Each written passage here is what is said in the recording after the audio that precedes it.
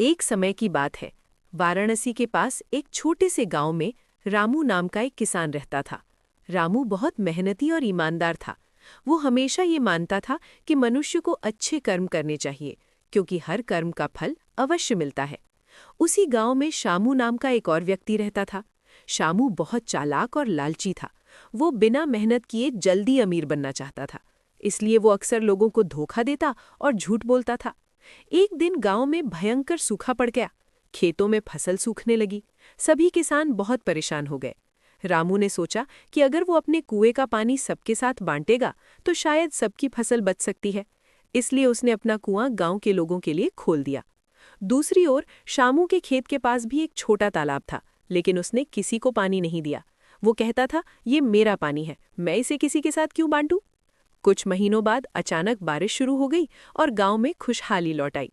जिन किसानों की फसल रामू के पानी से बच गई थी, वे सब बहुत खुश थे। उन्होंने मिलकर रामू की मदद की और उसके खेतों को पहले से भी ज्यादा उपजाऊ बना दिया। रामू की मेहनत और अच्छे कर्मों का फल उसे सम्मान और समृद्धि के रूप में मिला। लेकिन शामू के साथ उल्टा हुआ। जब उसके खेत में कीड़े लग गए और फसल खराब होने लगी तो उसने गांव वालों से मदद मांगी। लेकिन लोगों को याद था कि उसने कठिन समय में किसी की मदद नहीं की थी, इसलिए किसी ने भी उसकी सहायता नहीं की। अंत में शामू को अपनी गलती का एहसास हुआ।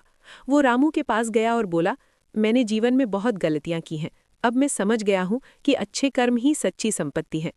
रामू ने उसे माफ कर दिया और कहा, अगर हम आज से अच्छे कर्म करना शुरू कर दें तो भविष्य बदल सकता है। शामू ने उस दिन से ईमानदारी और मेहनत का रास्ता अपना लिया। कहानी से शिक्षा, मॉरल।